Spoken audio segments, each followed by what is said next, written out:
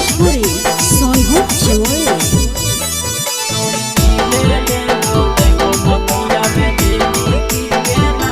छोड़ी के घर हवा से फोनमा करबो उठोई मिकीना। छोड़ी के घर हवा से फोनमा करबो उठोई मिकीना। छोड़ी के मिले ले बोलबो मकैया में देमी की गहना।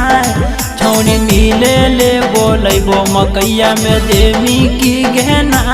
अपना सैया वाला चीजवा चिखोई मिकीना।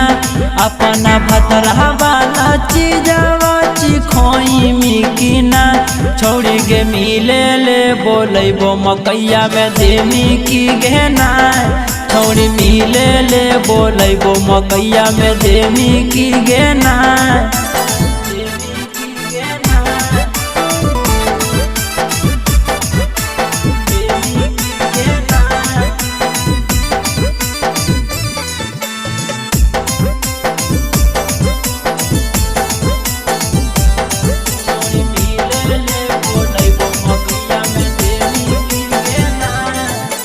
जबे बोलबो तबे तो अहे सुने हमर बतिया। हमी तहियो सुन गे छौड़ी बचपन के संगतिया। जबे बोलबो तबे तो अहे सुने हमर बतिया। हमी तहियो सुन गे छौड़ी बचपन के संगतिया। कसी के बहिया में अपन तो सुतोई मिकीना। कसी के बहिया में अपन तो सुतोई मिकीना। छोड़ी के मिले ले बोलबो मकैया में देमी की गहना। छोड़ी मिले ले बोलबो मकैया में देमी की गहना।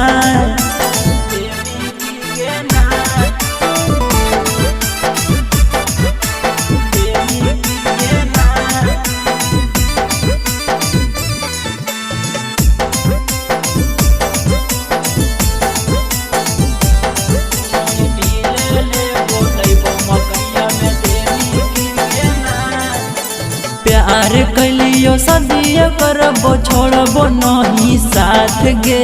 जिंदगी भर सुन गे छौड़ी धइले रहबो हाथ गे।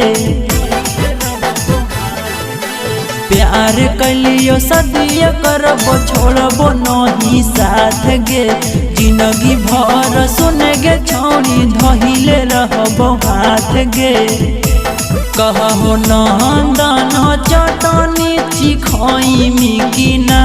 हंसी के सीट हुआ से तोहे बतियोई मिकीना। छौड़ी के मिले ले बोलबो मकैया में देमी की गहना। छौड़ी मिले ले बोलबो मकैया में देमी की गहना।